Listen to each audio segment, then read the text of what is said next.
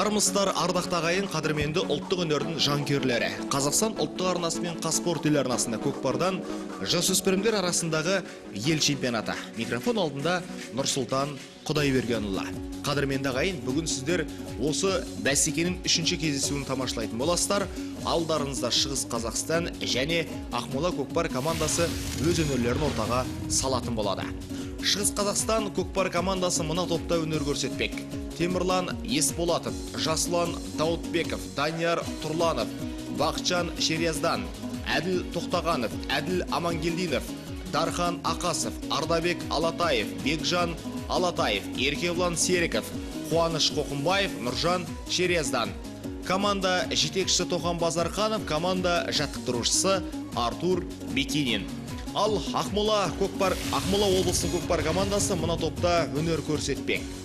Әлихан Қалибаев, Жандос Телубай, Мирас Боранбаев, Айтқазы Сағындықов, Бөгенбай Бексұлтанов, Найзабек Темірбеков, Данияр Қалиқанов, Асығат Білялов, Арман Қызикен, Мейірбек Бимағамбетов, Дамир Құрақбаев, Дархан Шпекбаев. Команда жетекшісі Ерғали Тоқабаев, команда жаттықтырушысы Берік Ахметов.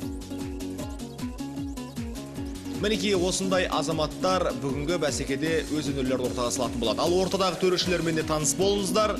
Нұрдәулет Момынов, қапталдағы төрешілер Амандық Қарабаев, Ақтілек Сәрсенов, Темірхан Иманғалиев.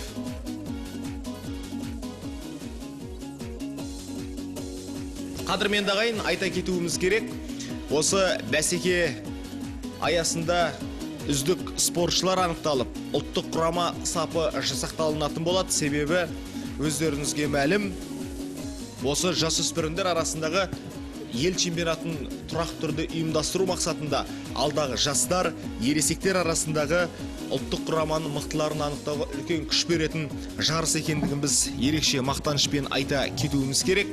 Себебі жасөспірімдер арасында біздің болашақта осы ұлттық ойынымыздың қарқынды дамуына сүбелі үлес қосатын жігіттердің қарқыны көп екендігін біз айта кетуіміз керек. Сол себепті осы бәсекенің маңыздылығы өте жоғары, қадірменді ағайын. Сонымен қатар айта кететін тағы бір сәт, мынау Шығыс Қазақстан көкпар командасында жасөспірімдер арасында талай бәсекелерде топ бастап жүрген жігіттердің қатары өте көп.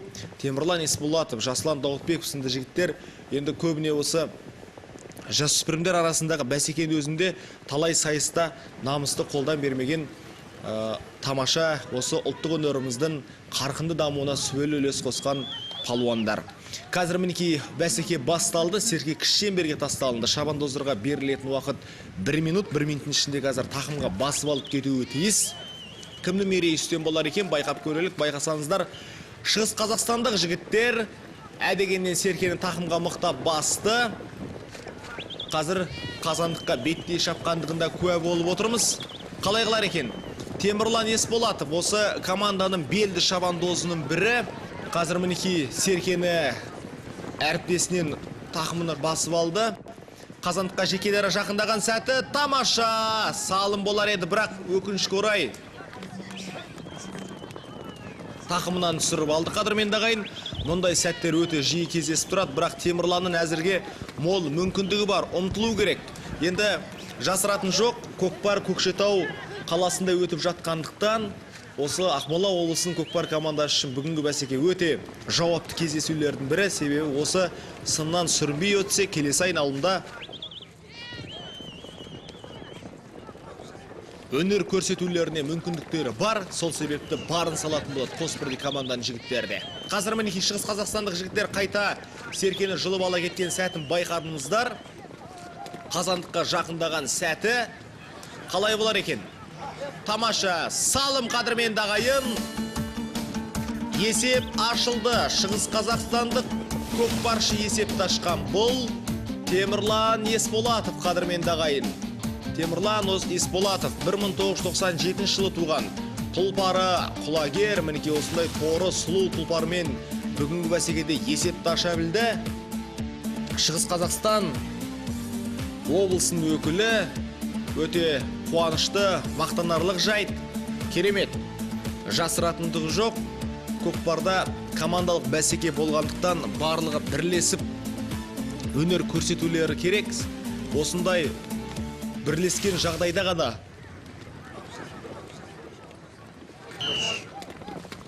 жігіттер жеңіске жететіндігін біз айта кетуіміз керек. Серке кіші шеңберде шабандоздарға берілетін уақыт 1 минут. Қазір Серкені кім бірінші болып көтерер екен? Серкені бірінші болып осындай сәттерде өте шапшан, мықты, көкпарда білекті де жүректі жігіттердің көтеретіндігін біз айта кетуіміз керек, қадірменді ағайын. Әсіресе осындай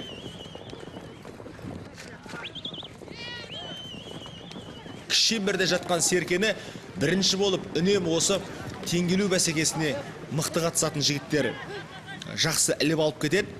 Ол жасыратындығы жоқ, айта кетуіміз керек. Теңгелу бәсекесі осы қатты аттың қатты қарқынымен келе жатып жердегі 5 теңгені іліп алып кететін жігіттің өнері. Мінекей сондай қабілетке ие палуандар көкпарда осы кіші шеңберде жатқан Серкені мықтап көтереді. Мінекей тағы да сол шығыс қазақстандық Темірлан Есболатовтың біз мықтылығын көріп отырмыз. Жасыратындығы жоқ. Әрбір сайысты мықтап меңгерген.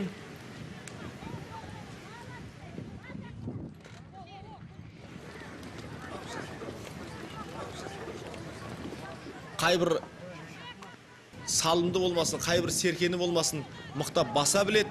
Бірақ өкінішке орай өздеріңіз куә болдыңыздар. Осы кіші шеңбердегі 1 минутта уақыт өте шықты. Ойын ережесіне сәйкес, егерде 1 минуттың ішінде кіші шеңберден Серке көтерілмесе, орталық шеңберге тасталынады, бәсеке тура сол жерден жалғасын табады. Қазір мінекей ортада жекпе-жек сайысы. Жекпе-жек сайысында Темірлан Есболатов пен Жандос Телеубай. Қосбірдей облыстың мақтаныштары, мықтылары бұндай жекпе-жек сайысына шығады. Себебі жекпе-жек сайысы өте күштілікті, мықтылықты талап ететін бәсеке. Сондықтан да Ақбозатты тақымдаған шығыс қазақстандық көкпаршы бұл жолы Мерей Үстем болды. Айта кетуіміз керек, бәсекенің алғашқы 2 минутында есепті ашқан Темірлан Есболатов мінекей тағы да шабуылға шықты. Өте қызықты, қадірменді ағайын, тартысты. Жігіттердің өнеріне көріп ерекше бір қуанасын. Себебі көкпарды осындай деңгейге шығарып, осындай бағытта ойнай білудің өзі бұл біздің жігіттердің күштілігін, тектілігін, мықтылығын танытады. Ал бәсекенің осындай қарқынға жетуі бұл, қадірменді ағайын, айта кетуіміз керек. Осындай біз ұлттық өнерімізді осындай деңгейде ұлықтап жатқандығымыздың өзі елдегі бірлік пен ынтымақтың арқасы, ағайынның ауызбіршілігінің арқасында осындай жетістікке жетіп отырмыз. Бүгінде осы ұлттық спорт түрлері қауымдастығы бекіткен ережеге сәйкес барлық бәсекелердің барлығы жасөспірімдер арасында, жастар арасында, ересектер арасында тұрақты түрде өтуінің өзі бұл, қадірменді ағайын, елдегі тыныштықтың, бірліктің, осы ұлттық спортымыздың емін-еркін біздің ұлықтап жатқандығымыздың арқасында келіп жатқан дүние. Ал ортадағы төрешімен де, қадірменді ағайын, ерекше бір таныстырып өтейік. Нұрдәулет Момынов, өздеріңізге мәлім, көкпардан 7 дүркін ел чемпионы, халықаралық дәрежедегі спорт шебері, алтын тұғыр номинациясын иеленген спортшы, Әулие-Ата көкпар клубының директоры. Енді осындай өте ірі халықаралық сайыстарда, республикалық бәсекелерде намысты қолдан бермеген азамат төрелік етуі, бұл бәсекенің де жоғары деңгейде өтуіне өзінің септігін тигізетіндігі анық. Сол себепті қазір мінекей көкпардағы тартысты, қадірменді ағайын, өздеріңіз тамашалап отырсыздар.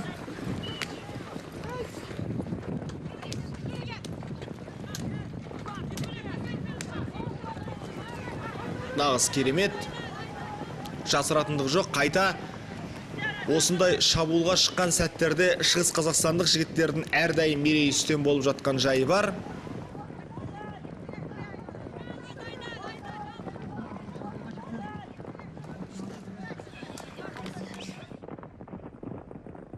Шабуылға шыққан сәті мінекей.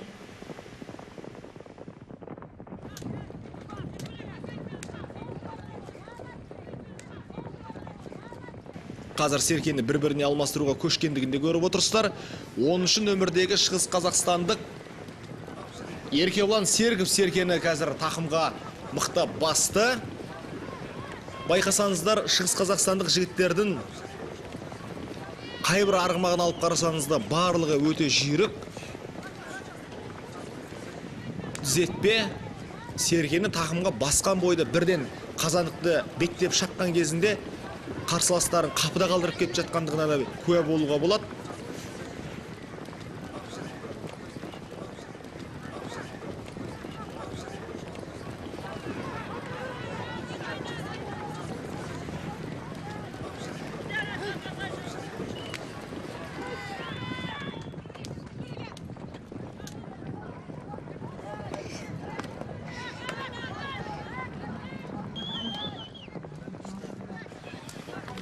Серке ойын алаң сыртына шығып кетті қадірменді ағайын. Қазір ортада жекпе-жек сайысы.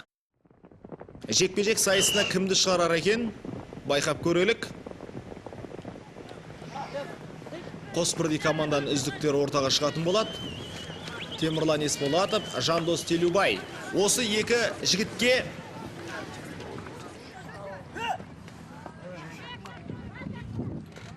команда жетекшілер үлкен сеніммен қарайтындығына куә болдық. Қазір байқасаңыздар, Жандос пен Темірлан осы жекпе-жек сайысына алма кезек шығып жатқан жайы бар.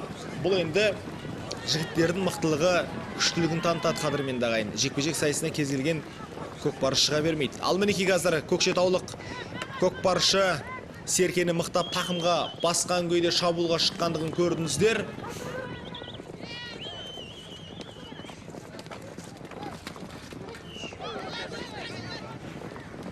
Қазір мінекей Қазандыққа жақындаған сәті.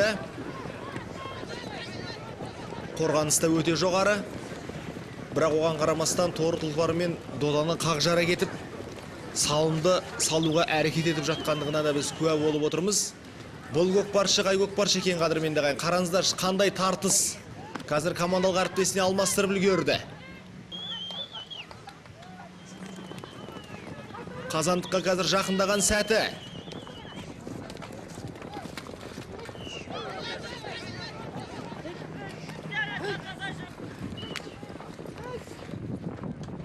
Байқасаңыздар, қазір Ақмола көкпар командасының шабандозы нақты тактикаға көшкен сияқты.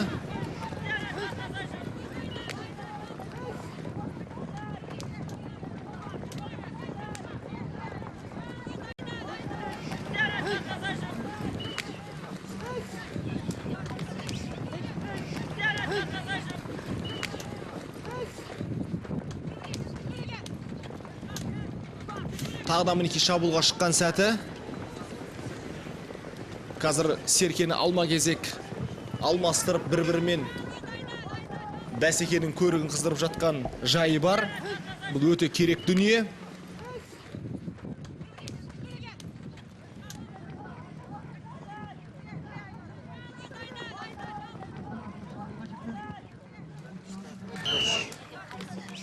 Қазір ортада қайта жекпе-жек сайысы қадірменді ағайын.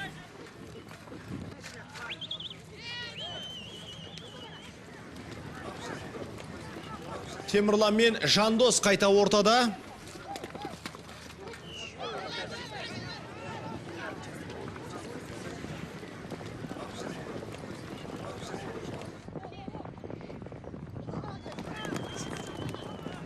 Бұл жолы өздеріңіз куә болғандай көкшетаулық палуанның мерейі үстем болды. Қазір шабуылға шыққан сәті булит әдісін жасады. Қандай тамаша! Қадірменді ағайын. Салым. Бұл салымды салған Әлихан Қалибаев.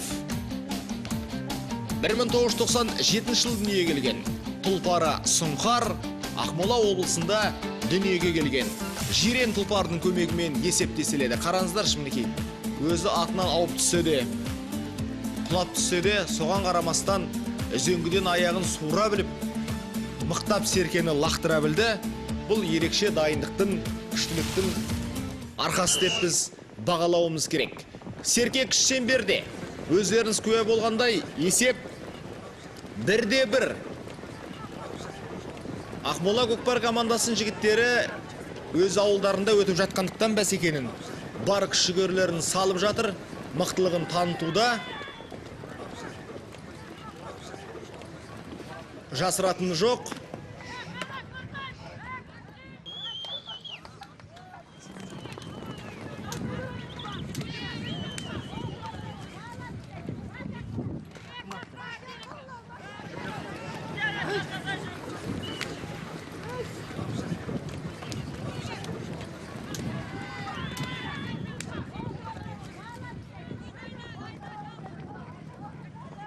Әттеген-ай, өздеріңіз куә болдыңыздар, бәсеке өте тартысты, қызықты өтіп жатыр. Тек қана осы жерде Серкені кіші шеңберден көтеруге берілген уақыттың аз екендігін айта кетуіміз керек. Бір ғана минут өтіп кетіп жатыр. Темірлан мен Жандос қайта жекпе-жек сайысына шықты. Енді бұл жігіттерге қазір 2 минут берілді. Байқасаңыздар, Жандос пен Әлихан Қалибаев бәсекеде өздерінің бір-біріне үйлесімділігін тауып, шабуылға шыққан сәттерінде қателеспеудің тамаша жолдарын тауып жатыр. Бұл өте керек дүние көкпарда.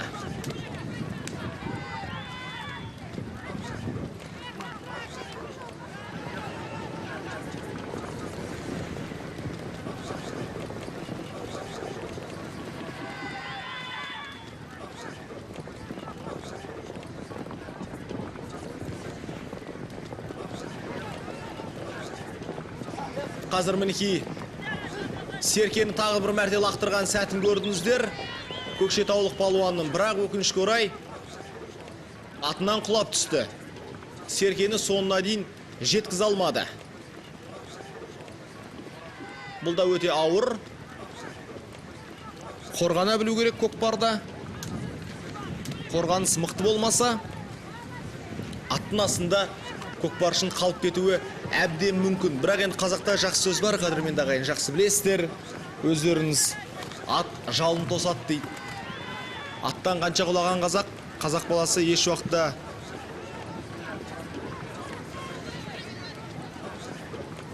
ауыр зақымданбаған, дене жарақатын алмаған, тек қана осы көкпарда тактиканы дұрыс ұстана білуі керек. Қазір мінеки шығыс қазақстандық көкпаршын жеке дара алдыға шыққандығын көрдіңіздер. Қандай мол мүмкіндік еді. Сәл ғана асығыстық жасады, асықпай келіп Серкені лақтыру керек еді. Жеке дара шыққан еді, бірақ өкінішке орай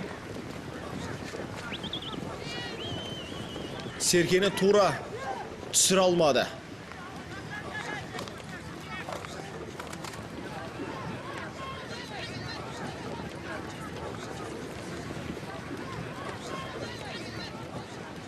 Қазір мінеки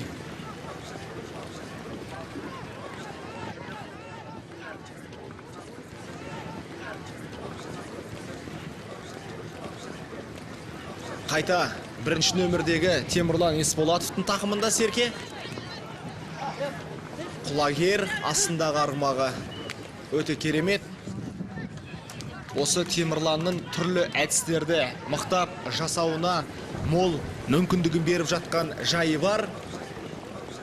Өте керемет. Байқасаңыздар, қалың доданы қақ жарып, қарсыластарын алдауда да осы Темірланның түрлі әдістерді жүзеге асыруына көп септігін тигізіп жатыр.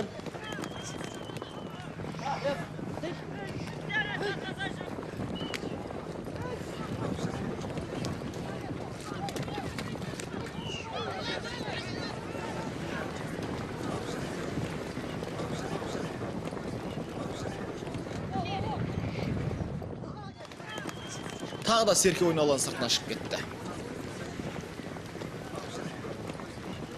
Сонымен қатар, қадірменді ағайын, өздеріңіз куә болдыңыздар.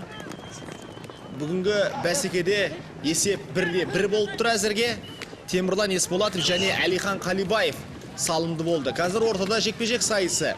Данияр Тұрланов пен Мирас Боранбаев команда жетекшілері жекпе-жек сайысына қатысатын жігіттерді қазір алмастырды. Қазір мінекей Ақмола облысының шабандозы Серкені тақымға басқан сәтін көріп отырсыздар. Шабуылға шыққан сәті қазандыққа жақындады. Тамаша салым, қадірменді ағайын.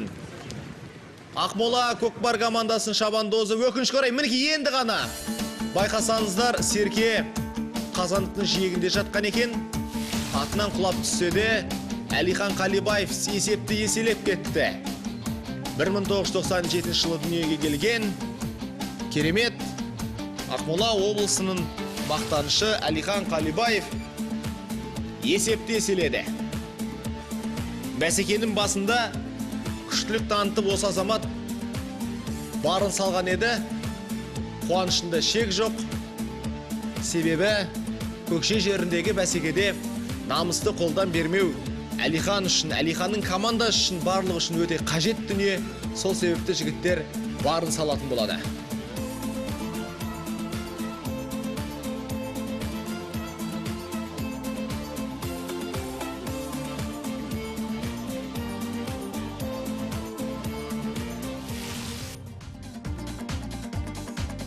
Қадірменді ағайын, осыменен кездесудің алғашқы бөлімі аяқталды.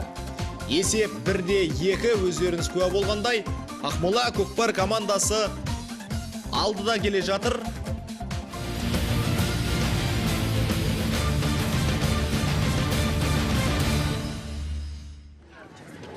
Қадірменді ағайын, назарларыңызда көкпардан жасөспірімдер арасындағы ел чемпионаты.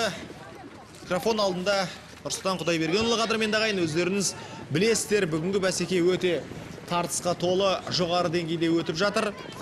Бәсекенің 3-ші кездесуінде Шығыс Қазақстан және Ақмола көкпар командасының жігіттері кездесуде. Байқасаңыздар, жігіттердің қарқыны, дайындығы өте жоғары деңгейде екендігіне куә болдық. Тамаша мінекей. Қадірменді ағайын, әдегеннен Шығыс Қазақстандық жігіттер ойынның 2-ші бөлімінде өте керемет әдісті жасап кетті. Бұл Темірлан Есболатов, қадірменді ағайын.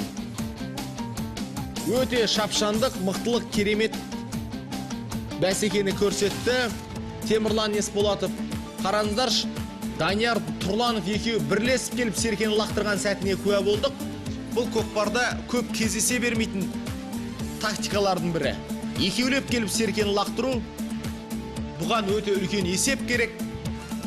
Жігіттердің мықты дайындығы керек. Сонда ғана осындай әдіс-тәсілдерді жасауға болады. Сергек Шемберде. Шабандоздарға берілген уақыт 1 минут.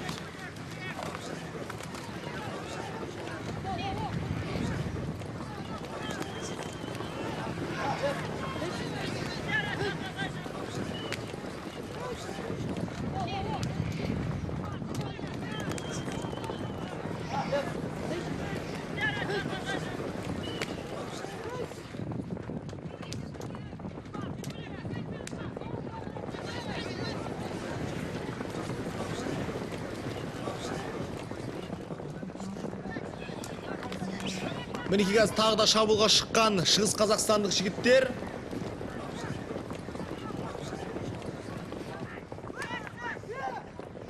Бұл бәсеке өте тартыс өтіп жатыр, қадірменді ағайын.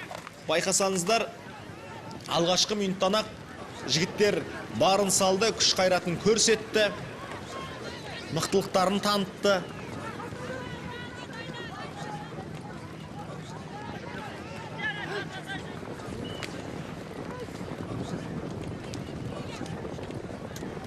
Серке ойын алаң сыртына шығып кетті.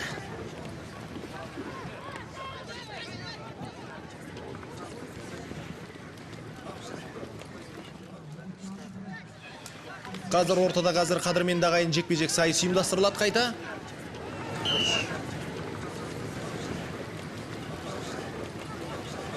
Жаслан Даутбеков пен Мирас Боранбаевтың арасындағы кездесу.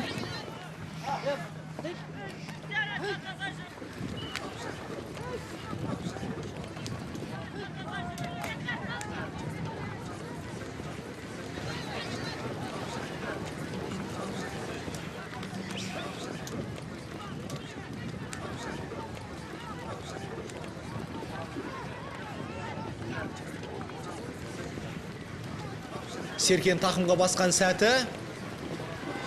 Шығыс Қазақстандық көкпаршының бұл Жаслан Даутбеков, қадірменді ағайын. Жаслан қалай қылар екен?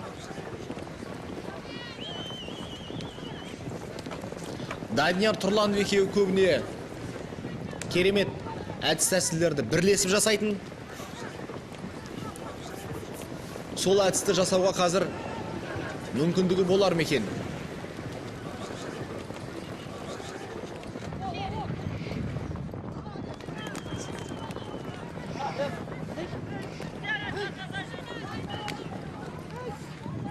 Қайта қазір ауысты мінеки.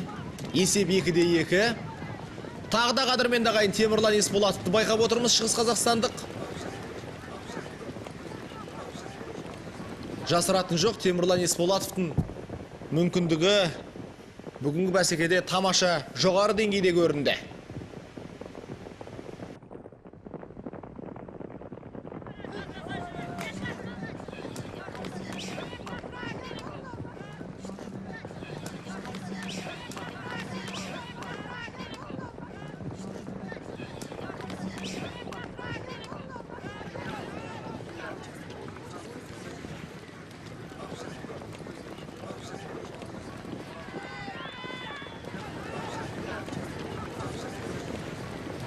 Қазір мінеки тағы да шабуылға шыққан сәті.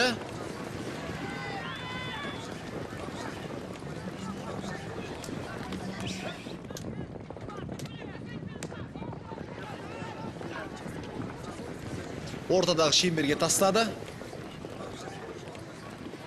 Жекпе-жек сайысы ұйымдастырылады. Бүгінгі бәсекеде жекпе-жек сайысы өте көп. Бұл енді қадірменді ағайын, өздеріңіз куә болып отырғандай, бәсеке тартысты болған сайын командалардың деңгейі бірдей болған жағдайда осындай жекпе-жек сайыстар өте көп болады. Қорғаныс мықты, шабуылға шыққан кезінде шабандоздардың алдын қақпайлауы да өте жоғары болғандықтан жекпе-жек сайыстары жиі ұйымдастырылады. Темірлан мен Мирастың арасында кездесу. Мінеки Темірлан қайта тақымға мықтап басып шабуылға шыққан сәтіне куә болып отырсыздар.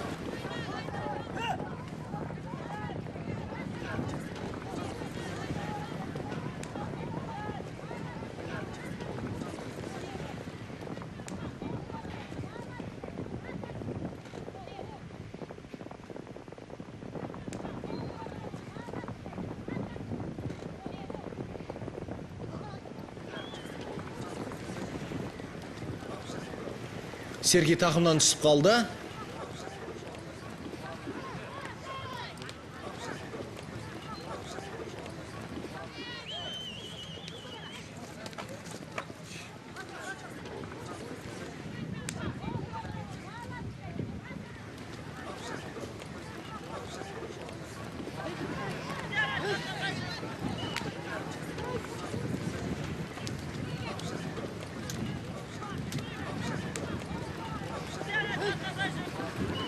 Тағы да тартыс. Енді командалар өте бүгінгі бәсекеде өте жоғары деңгейде шапшаңдықтарын байқатуда. Мына жерде қазір байқасаңыздар, Ақмола көкпар командасының жігіті аты сүрінбей аттан құлап түсіп жатыр. Бұл енді көкпарда кездесіп жатады. Соның салдарынан қазір мінеки командалық әріптесінің көмегінің аздығынан серкесі тақымнан да түсіп қалған жайттарды да байқадық.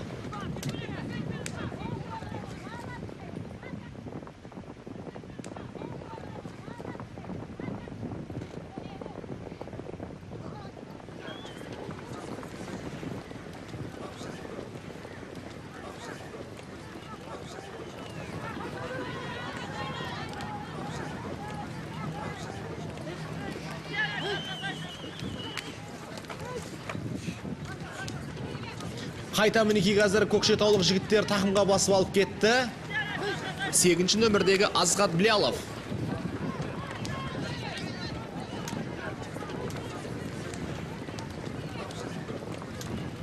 Бұл азамат қалай қылар екен?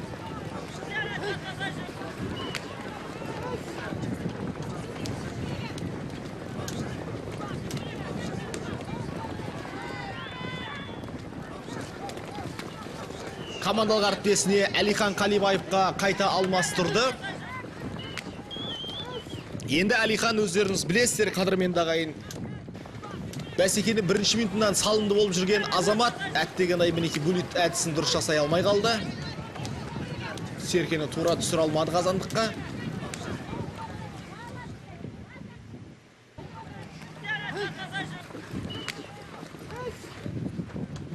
Бірақ өте мықты, қазір мүмкіндігі мол екендігін көріп отырсыздар.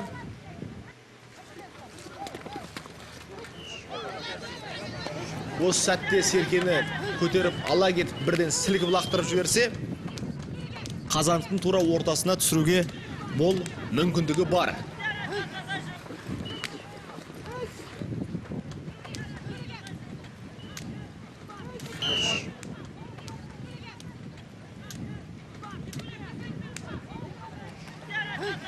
Бірақ ортада қадірменді ағайын тағы да жекпе-жек сайысы. Жасұлан Дауытбеков пен Жандос Телеубайдың арасындағы тартыс.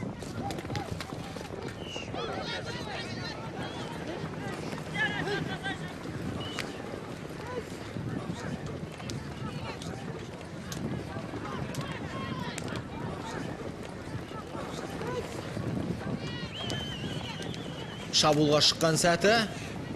Мінеки тағы да көкшетаулық жігіттердің мықтылығын көріп отырмыз. Жасұланның әттегені. Жасұлан көбіне осындай қазандықтың түбіне жақындаған кезінде серкені жерге түсіріп алып жатады.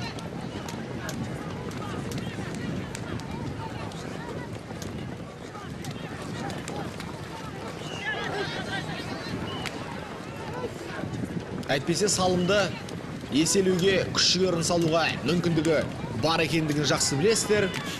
Өте шапшан, мықты, жоғары деңгейдегі спортшының бірі.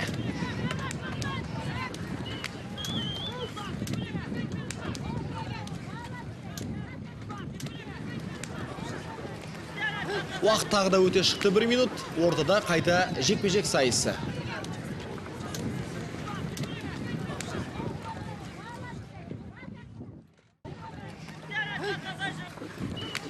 Жекпе-жек сайысы бүгінгі бәсекеде өте көп болып жатыр.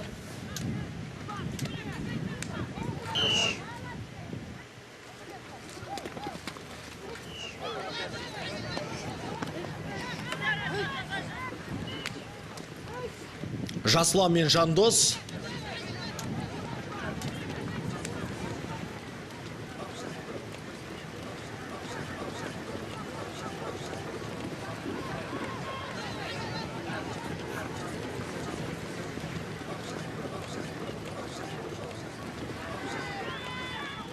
Ортадағы төреші қазір өз ескертуінде жасап жатыр.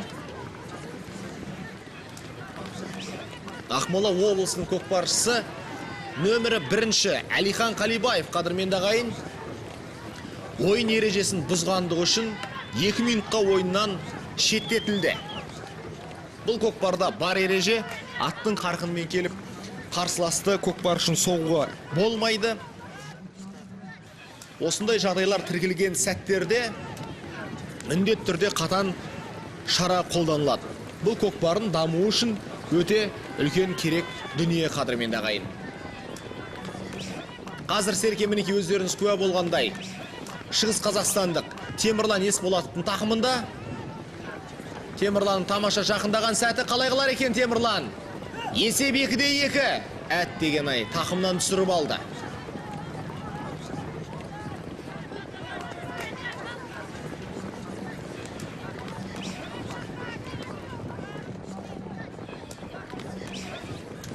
Ортада қазір жекпе-жек сайысы ұйымдастырылады. Темірланның тамашақ мүмкіндігі болған еді. Ақмола көкпар командасы жігіттері небәрі қазір ұшақ ойыншымен өнер көрсетуде. Әлихан Қалибаев Қаранарда осы мүмкіндікті молынан пайдалану керек сияқты. Жасұлан мен Жандостың арасындағы тартыс.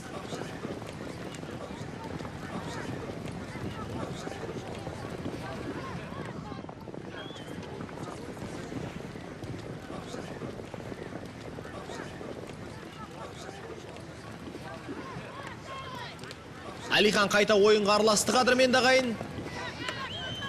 шабуылға шыққан сәті команданың белді шабандозы жирен тұлпарымен қазір ат ойлатқан сәтін көріп отырсыздар. Қалай қылар екен? Жоқ, қадірменді ағайын, осыменен кездесудің негізгі екінші бөлімі де аяқталды. Яғни есеп 2-2.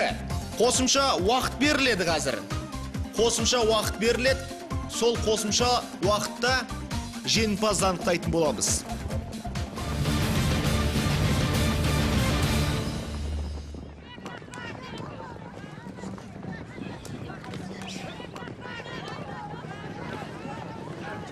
Мінекей, ортада булит әдісін жасайтын болады. Айтқазы Сағындықов, Ақмола көкпар командасының көкпаршысы. Өздеріңіз куә болдыңыздар. Есеп тең аяқталған жағдайда осындай булит әдісі қолданылады. Яғни мінекей, тамаша қадірменді ағайын. Ақмола көкпар командасының жігіттері бір ұпайды иеленді. Яғни қазір еншілерінде есеп бір ұпайға көбейді. Бұл өте жақсы көрсеткіш. Тамаша, серкесімен қоса өзі Қазандықтың ортасына қоса түсті. Кезек Шығыс Қазақстандық жігіттерде. Темірлан Есболатов қазір серкені алдына өңгеріп шабуылға шығатын болады. Ал оның қарсыласы артынан қуып осы серкені жұлып алып кетуі тиіс. Темірлан Есболатов қалай қылар екен? Қазандыққа жақындаған сәті тамаша. Бұл көкпаршыда мүмкіндігін мүлт жібермеді. Керемет, байқасаңыздар, астындағы аты да өте жүйрік, мықты тұлпар екендігін көрсетті. Шабуылға тамаша шыға білді. Кезек Ақмола көкпар командасының шабандозы Әлихан Қалибаевта. Қазір мінеки тамаша алдына өңгеріп алмақшы серкесін. Бірден иығына өңгеріп жатыр.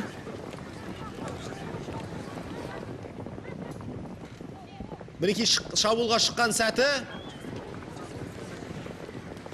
Қазандыққа жақындады. Тамаша салым қадірменді ағайын. Есепті еселеді Ақмола көкпар командасы. Енді кезек Шығыс Қазақстандық жігіттерде. Олар қалай қылар екен? Әзірге Әлихан Қалибаев команданың алдыға шығуына мол мүмкіндігін жасай білді.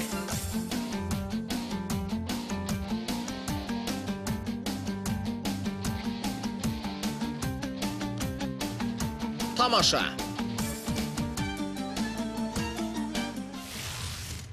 Кезек Шығыс Қазақстандық Еркебұлан Серіковте.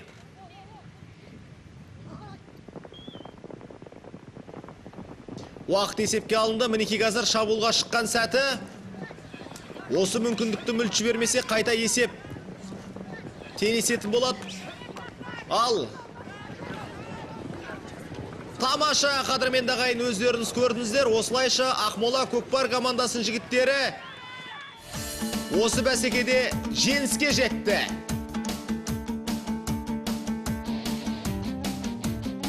Көкшетаулық жігіттер үшін бұл бәсеке өте маңызды болатын. Себебі өз ауылдарында жеңіске жету бұл жігіттер үшін өте үлкен қуаныш. Себебі азулы Шығыс Қазақстандық көкпар командасын өзін ұта білу